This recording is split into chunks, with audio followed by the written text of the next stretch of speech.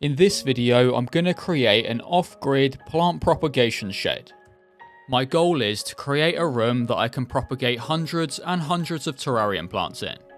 I want it to be fully running off solar power and for it to be warm enough to be productive in the winter. These goals do seem a bit ambitious, but I'm hoping that with a bit of work I can bring this vision to life. So let's get straight into it. The first step is to build the shed, as that's going to be the foundation for everything else. To get started, I'm building a base for the shed. It's going to go on the patio, so it doesn't need to be anything fancy, so some pressure treated wood would work just fine. I'm using some nice big screws along with some wood glue to make it as strong as possible. Some braces throughout add even more strength and rigidity. With the base complete, all I need to do now is get it nice and level on the patio. In order for this project to work, I'm obviously going to need a shed, and that's where Power Sheds comes in. I discovered them online and decided to reach out to see if they wanted to help out with the project. They very kindly gave me a discount on this shed in return for featuring it in the video. With that said, I'm not being paid to say anything, so I'll certainly be giving my honest opinion. Only 2 weeks after ordering, the entire shed arrived on a pallet outside our house. Luckily, my partner was about to help me bring it all in, as it was the hottest day in the year and these are certainly not easy to carry on your own. With all the pieces in the garden, it's time to start assembling. Now, I've never put a shed together before, so this is going to be a first for me. Step 1 is to join the two halves of the floor together. I'm using these clamps to keep the wood nice and tight to one another whilst I drive the screws in. I'm pre-drilling all the holes to prevent the wood from splitting. The base is done, but I want to add something a little extra before flipping it over. Obviously, as I live in England, that'll have to wait until the rain passes. As this shed is going to be for tropical plants, it's going to need to stay warm in the winter. My plan is to insulate the entire shed to keep it cool in the summer and hopefully warmer in the winter. I'll install the rest of the insulation later, but I have to do the floor now as I won't be able to once it's flipped over. With the insulation installed, I can flip the floor over and get it nice and square on the base. Some of the boards aren't tight enough to keep themselves up, so I'm adding some shims to hold them in place. Now that the floor is in, I can start assembling the walls. Each panel has these temporary bits of wood that help protect the shiplap on the outside. Once removed, the wall can sit on the floor with a nice overlap on the edge. The first corner is always going to be the most difficult, but luckily I've got this wall that I can lean the panel up against. This probably is a two-person job, but I'm going to try and get it done on my own with the help of some small clamps. Once I'm sure that everything's square and tight, I can then drive in the screws. With the first two pieces in place, the following walls are pretty straightforward. One of the great things about this shed is how versatile it is in terms of placing the door. I can have it on any side I want, but I think one of these two places at the front would work best. Whilst I decide, I'm going to attach the door inside the frame. I thought this part would be quite tricky and take a couple attempts, but it was actually really straightforward. I've decided to have the door over here with it swinging open towards the right. Now that all the walls are in place, this shed is really starting to take shape. Before moving on, I'm locking everything down with these massive screws. These join the walls, floor and base together. Now it's time to start assembly on the roof. As I'll be installing solar panels, I'm going to have the roof slanting towards the west. Ideally, they'll be facing south, but I just couldn't make that work with the space that I've got on the patio whilst trying not to block the view of the garden. These roof panels are probably the trickiest part just because I'm doing it on my own. They have to go up at an awkward angle to fit through the gap before slotting in place. After locking the roof in place with a whole load of screws, I really need to get the felt on as we're due some rain real soon. I can now roll the felt out along the roof, starting on the low side and then hammer it in place. I had plenty of felt to work with, so I can give all the edges a real nice overlap. The shed is pretty much complete and I'm just adding the finishing touches. With the shed fully assembled, I must say I'm really pleased with it. It's absolutely solid and I think it certainly looks the part as well. It's only taken a couple days to put together and I've managed to do it completely on my own. Now that the shed is complete, I can start work on getting the solar installed. Here I've got 3 solar panels that are going to go on the roof of the shed. These, along with the battery that I'll talk more about later, were kindly sponsored by EcoWorthy. They're 195 watt bifacial panels. This basically means they can generate power both from the front and back by picking up reflected light. This feature is even more important in a build like this one, as I've only got limited space on the roof and I need as much power as I can get. The first step to installing them is to flip them over and attach some brackets that will allow me to mount them to the roof. Now it's time for the tedious job of placing them on, getting them square and locking them down in place. If this roof was south facing with a bit more of an angle, I could probably have got away with just 2 panels. As it's not, I've gone for 3, which will hopefully be enough, but I suppose only time will tell. I'm drilling holes right through the roof before adding a whole load of silicone and then bolting the panels in place. I repeated the same process for all 3 panels, although some did line up with the studs in the roof, which did make the process a bit easier. I should mention that these panels, along with most of the kit that I've used and will be using, are linked in the description in case you want to try something like this yourself. Luckily, I installed the felt and panels in time as the weather quickly changed from this to this. At least it's given the shed a good water test and I'm glad to say that it's bone dry inside. Now that the rain is past, I can get back to work. I'm going to install this gland on the outside of the shed, which will be an entry point for the solar cables. Once again, I'm adding a generous amount of silicone to avoid any leaks.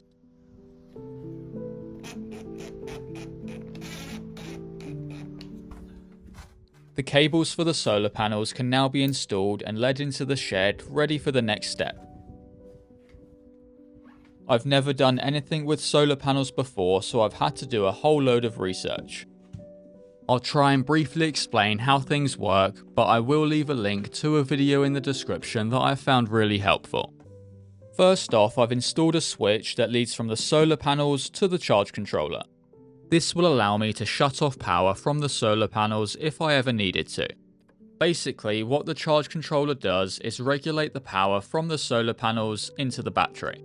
It helps prevent overcharging and optimizes battery performance.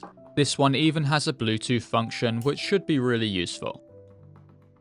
The next 2 wires that I've installed will lead to the battery.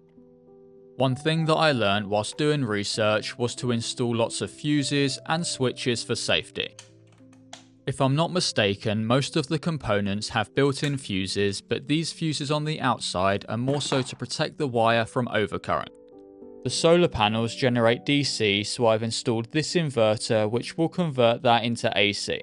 This basically means I can plug things in the side and use them as I would in a usual wall socket. I'll install the battery shortly, as it will need its own stand inside the shed under all these components. As I've mounted all the components on this MDF board, I can simply screw it on the wall inside the shed. Now I can attach the solar cables to the switch that leads to the charge controller. I did make sure to unplug them from the panels beforehand. The last component to install is the battery. I've built a stand to the perfect height and screwed it into the wall to ensure it's not going nowhere. This battery is an absolute beast and it should do a great job at running all the lights inside this room. Similar to the charge controller, it has a Bluetooth function which will allow me to check its charge directly from my phone. Now it's time to switch everything on and see if I've set everything up correctly. First, I'm turning on the switch that connects the charge controller to the battery and then flipping the switch that connects the solar panels to the charge controller. To my surprise and relief, it's actually working perfectly. The solar panels are currently pulling 160 watts, which is going straight into the battery to charge it up. The real test is to plug some lights into the inverter and see if they turn on. It works perfectly, which is great to see, and it's starting to really feel like this project is moving along. For anyone curious, here's the wiring diagram for this system.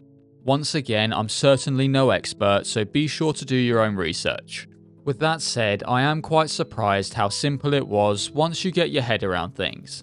If you do want to try something like this yourself, try not to be intimidated, as it's not as complicated as you might think. The next step, before I can start work on the propagations, is getting the shed insulated. I'm using these 50mm insulation boards which fit nicely between the studs. They're easy to cut to size and should do a good job at keeping this shed nice and warm. Now that all the boards are in, I'm taping up the seams with some aluminium tape. This closes up the gaps and should help trap in the warm air. I've finished the majority of the walls and the shed has been sitting like this for about a week. In that time, I've started to have some concerns about how I've installed the insulation. I'm mainly worried about the lack of airflow behind the insulation and the risk of there being some damp. I've removed some panels to investigate, and although it looked alright at first, after some closer looking, my doubts are realised. As I've already said, I think the main cause is a lack of airflow, which is probably made worse by overdoing it with the tape. This really does suck, and I'm going to have to redo so much work, but I think the alternative of doing nothing would be much worse. To fix the problem, I'm going to start by removing all the insulation panels and tape throughout the shed. With everything removed, I'm going to add some wooden spacers onto the shed wall. These spacers are about 1 centimeter thick and they'll create a gap between the insulation and shed wall. This gap will allow air to flow behind the insulation and hopefully prevent against any damp. When it comes to taping the edges, I'm going to leave the top and bottom seam open to once again promote airflow. I'm really hoping that this solves the problem, and although it might not hold heat as well as it did before, it should be built for the long run. It's nice to have the insulation sorted, even though I hit a few setbacks along the way. If any of you have experience in insulating small spaces like this one, I would love to hear your thoughts in the comments, as I'm always keen to learn more. After giving the shed a quick tidy, which I can completely run from the system inside, it's time to get the racks set up. I'm going to use the racks that were in my previous terrarium room. They have seen some use, but they're strong and have plenty of shelf space, which is ideal for what I'm going for. I've only got these 2 racks at the moment, but that should be plenty for now, and I can expand as I need to. After mounting them to the wall and adding on all the shelves, it's time to install the lighting. For the lighting, I'm going to use these budget-friendly LED aquarium lights. I've used these for the majority of my terrariums and they've always worked really well. One thing that I really like about them is that their light intensity is adjustable. You don't often get this with budget lights, and it's going to let me adjust the light intensity to the different plants that I've got on each shelf. For example, let's say I'm growing some moss on one of the shelves, I can dim the light down as it simply doesn't need as much light. I've attached 4 lights on the top 2 shelves, which gives me plenty of room to work with for now. The 3rd shelf is also ready to go once I've got enough plants to fill it. The plants that I'm going to propagate inside this shed are all going to be 4 terrariums. Terrarium plants love high humidity, which is why I'm using these boxes. They trap humidity and heat and help replicate tropical conditions. The main plant that I'm going to propagate inside these boxes on the top shelf is Photonia. It's a very popular terrarium plant that's easy to grow and propagate. Every tub will start with a layer of egg crate at the base. This acts as a drainage layer and keeps the plants out of any standing water. In this bigger tub, I'm going to place my large pots of Photonia that I only keep to take cuttings from. I'll take cuttings, let the plant regrow before taking some more. In the slightly smaller tubs is where the propagations will take place. I like to use these small square 5cm pots.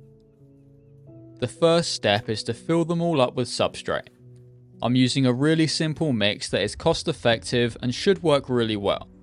It's made up of roughly 40% compost, 40% perlite and 20% worm castings. If you don't want to mix your own, then some ready-made houseplant mix should work as a great alternative. As you can see, these square pots fill out the space in the tub perfectly. Now it's time to start taking some cuttings and start propagating. Here's another one of my Photonia mother plants that I only use to take cuttings from. Each growth point can be cut off and propagated into its own independent plant. I'm using a wooden toothpick to poke a hole into the substrate and then placing the stem of the Photonia inside. I can then gently compress the substrate around the stem, and that's all there is to it. It will start growing its own root system in no time at all. It feels great to get this first tub filled up with plants, and all that's left to do is give it a light spray down. I've gone ahead and filled the other tub with Photonia as well, but just a few different varieties. As for the rest of the space on the top shelf, I think I'm going to use it for some smoothie tub propagations. For these, I like to use sphagnum moss, so let's get some prepared. Although it seems unlikely, this dried brick should expand into about 100 litres of sphagnum moss. All I've got to do is add water and gently pull apart the moss as it expands. Only a short while later, and here we are with 2 tubs full of sphagnum moss. If I was to use this moss as it is, it would soon spring back to life and start growing. This is great if you want to grow sphagnum moss, but as I want to propagate other plants, it needs to be sterilised to stop it from taking over. A couple minutes in the microwave sterilises the moss, and once it's cooled down, it's good to go. One important thing to note is to make sure not to microwave dry sphagnum moss, as it's a fire hazard. Always make sure that it's wet/damp beforehand. Now I'm going to fill up some of the smoothie tubs with the sphagnum moss. This stuff is a great standalone substrate for propagating terrarium plants. With a decent layer at the base, I can now start placing in some cuttings. These are some cuttings of oakleaf creeping fig, and all I'm doing is placing them on top of the sphagnum moss. They'll soon send out roots into the moss and start growing in no time. In the rest of the tubs, I'm going to propagate a few different species of begonia as well as some different peperomias. Smoothie tubs are great for propagating plants because they give each plant their own isolated controlled environment. I can make each tub drier or wetter depending on the species and the conditions it prefers. One important thing to do is to write down the species name on each tub, as you don't want to get confused once they start growing. To finish off the top shelf, I want to create some Ficus quercifolia mother plants. I've got 2 of these long tubs and I'm going to set them up pretty much the same way as I did the smoothie tubs. First goes in the sphagnum moss, followed by the cuttings. The goal for these tubs is to turn into a place that I can take continuous cuttings from. After a light spray down, the lid can go on and they can be put on the shelf. That's the top shelf fully packed out, and I'm really happy with it. In total, there's right around 100 plants up here, as well as multiple mother plants. Now I think the focus for this shelf below is solely going to be for moss, as it plays a huge part in terrarium making. Starting on the left, I'm going to place on these small tubs of cushion moss. These ones are currently available on my website. This moss is perfect for beginners as it's super easy to grow and grows great inside terrariums.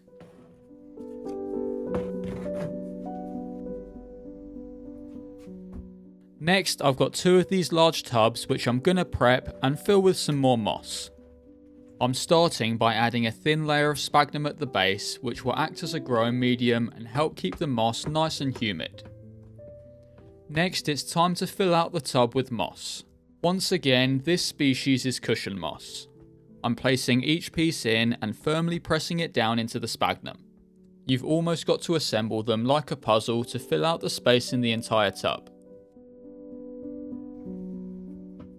Whenever I'm making a terrarium, I can pick moss out straight from here and it's ready to use right away.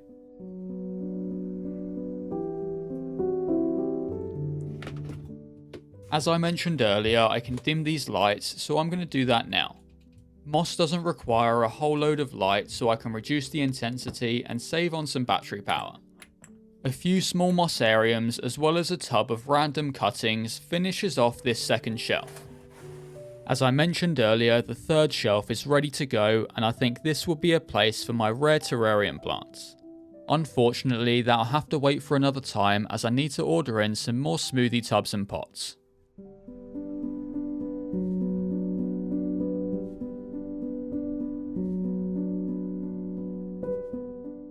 I must say I'm extremely happy with how this propagation shed has turned out so far. This does only feel like the beginning, as I've got so much more space that I can grow hundreds and hundreds more plants in.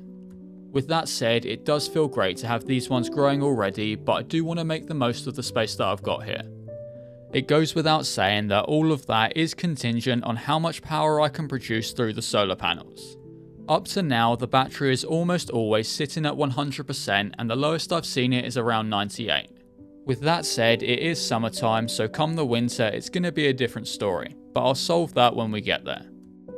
I'd really love to hear your thoughts on this project, as well as some suggestions that you might have. One thing that I definitely want to add is some guttering that collects rainwater that I can use to water the plants.